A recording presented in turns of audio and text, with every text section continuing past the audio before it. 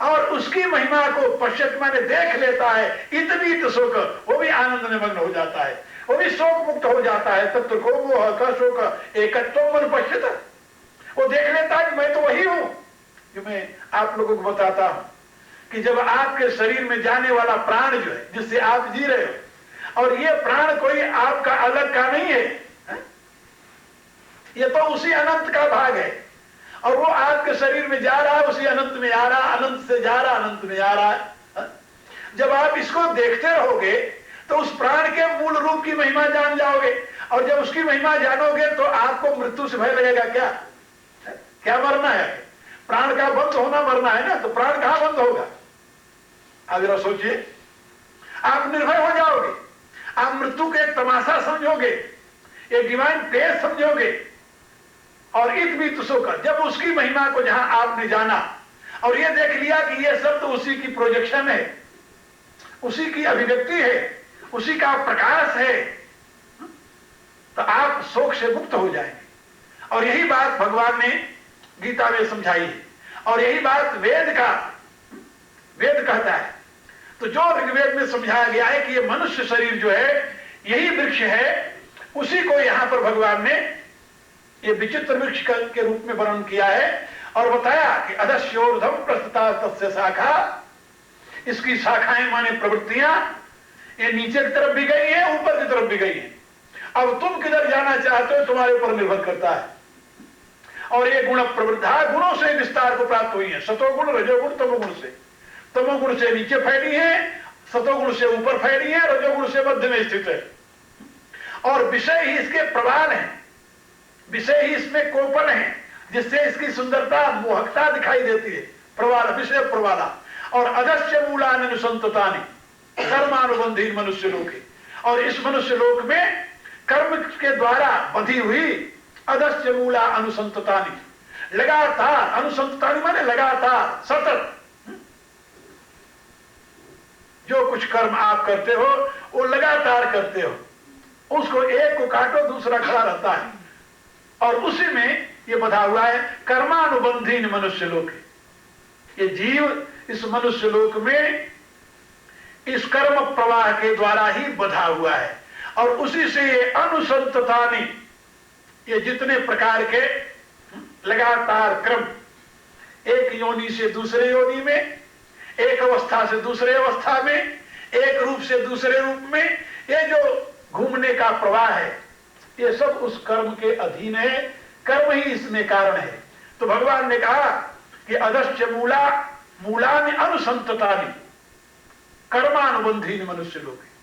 अधो मूल रूप में, जैसे बड का वह जटा नीचे मूल रूप में बन जाए, फिर पता न चले कौन मूल जड़ है, किसके काटने से वृक्ष का नाश होगा, ऐसे ही आपके कर्म इस प्रकार के इस धरती में जड़ जमा रखे हैं, इस मृतलोक में जड़ जमा रखे, इस मनुष्य लोक में जड़ जमा रखे हैं कि इससे मुक्त होने का कोई रास्ता ही नहीं दिखाई दे रहा। अदस्य मूलानि अनुसंततानि कर्मानुबंधीन मनुष्य लोक। जैसे गीता में वृक्ष की उपमा देकर भगवान ने समझाया है, ऐसे वेद में वृक्ष की उपमा है, उपनिषद में वृक्ष की उपमा है। यहां एक बात मैं आप लोगों को बताना चाहता हूं कि जिस सिद्धांतवादियों ने यह बताया कि यह संसार क्षणिक है, नाशवान है, ये असत्य है, भ्रम मात्र है, न इसे गीता मानती है, न वेद मानता है, न उपनिषद मानते हैं। हमें वेद में, उपनिषद में, गीता में कहीं भी ये बात नहीं बताई गई, कहीं भी पढ़ने को नहीं मिली कि ये संसार क्षणिक है, ये संसार माया जाल है, ये संसार यानी मिथ्या है, और ये संसार नरक है, ऐसा कहीं नहीं बताया गया। ये नाशवान है ऐसा नहीं बताया गया, ये बताया गया कि ये संसार अविनाशी है। अश्वत्थ ऐसा सनातन, ये उपनिषद कहती है, और अश्वत्थ ऐसा अव्ययम, ये गीता कहती है। वेद में भी यही बात बताई गई है। इसलिए वेद, गीता, उपनिषद आज ग्रंथों ने इस जगत को सनातन वृक्ष कहा है, और इस सनातन वृक्ष का मूल कौन है? परमात्मा। जब परमात्मा, ये तो आप जानते हो ना कि मूल के रहते हुए कोई वृक्ष नष्ट नहीं होता। यदि मूल नष्ट हो जाए तभी वृक्ष नष्ट होता है, वैसे वृक्ष नष्ट नहीं होता। तो जिसका मूल अविनाशी है वो वृक्ष कैसे नाशवान होगा? तो इस संसार रूपी वृक्ष का मूल जो है वो तो अविनाशी परमेश्वर है, इसलिए ये वृक्ष भी अविनाशी है, इसलिए इसको अश्वत्थ ऐसा सनातन कहा गया। ये सनातन, अविनाशी, अव्यक्त, अव्यय, ये अश्वत्थ वृक्ष है, संसार है। और इसमें इसी की व्याख्या गोस्वामी तुलसीदास जी ने रामायण में की है। अव्यक्त मूल मनादितरु त्वचार निगमा गम भने खटकंद शाखा पंचबीस अनेक पर्ण सुमन घने फल जुगल विधि कट मधुर वेली अकेली जहीं आश्रित रहे पल्लवत फूलत नवल नित संसार विटप नमा में। भगवान को, परमेश्वर को, भगवान श्री राम को संसार वृक्ष के रूप में गोस्वामी जी ने वंदन किया है। वो कहते हैं, हे प्रभु आप संसार रूपी वृक्ष हैं, आपको नमस्कार है।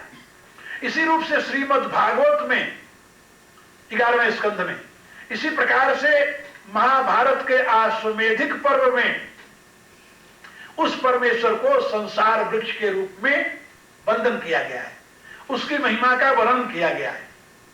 और उपनिषदों में एक जगह तो उसे वृक्ष न कह करके वन कहा गया है,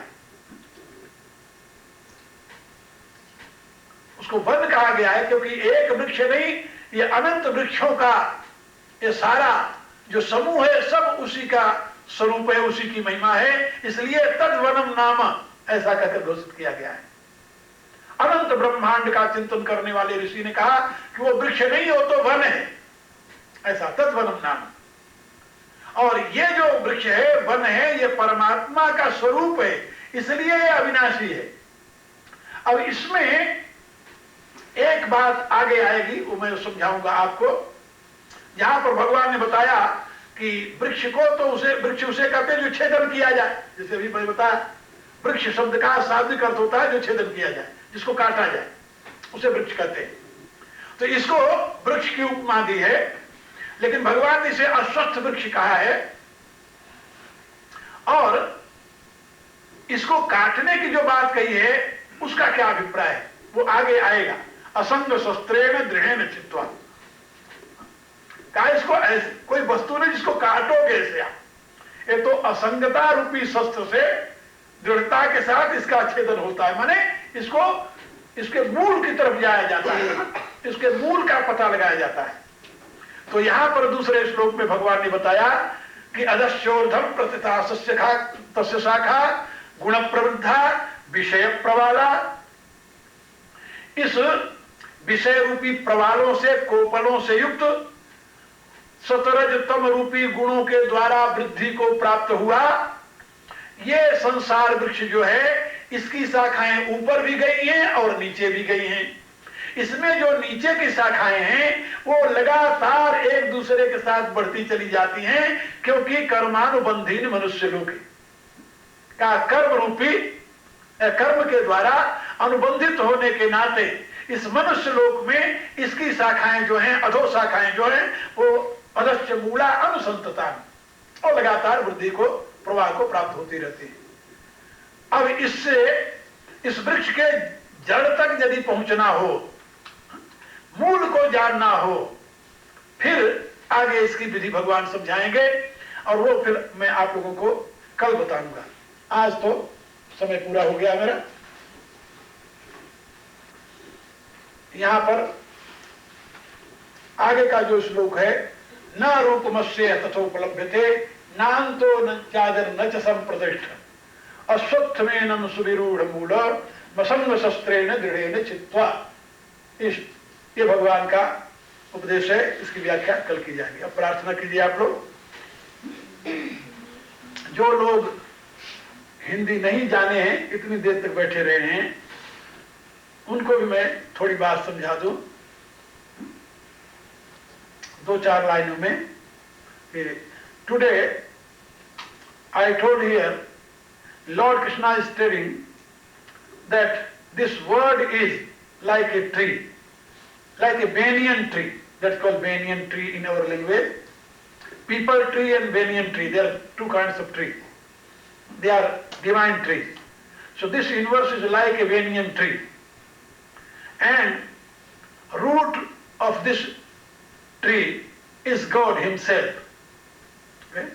And whole world, our whole creation, our projection is its branches. There are so many branches, countless branches, and branches are going up and down both, adhascha urdhvam, and there are three gunas, sato guna, rajo guna, tamo guna.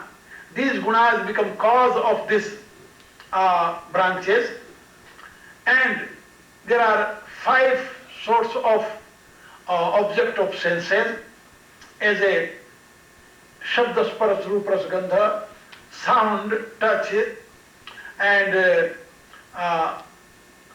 form, and taste, and smell. These are 5 object of senses. And these are kopala, that's called pravala in Sanskrit language, and that's called sprout on that, branches. And these are main attractive force. And Manushya Loka means is human, in the human body. So human being become attracted by object of senses according to 3 gunas, and that become root cause of his movement. This is the in gist form of this, and in next shloka na rupamasya stopalabhyate, and Lord here stated, and I will tell tomorrow. Okay? Shri Krishna Vande Jagat Gurum, Shri Krishna Vande Jagat Gurum, Shri Krishna Vande Jagat Gurum, Om Bhurbhuva Swaha Tatsaviturvarenyam Bhargo Devasya Dhimahi Dhiyo Yo Nah Prachodayat Sarve Bhavantu Sukhinah Sarve Santu Niramaya Sarve Bhadrani Pashyantu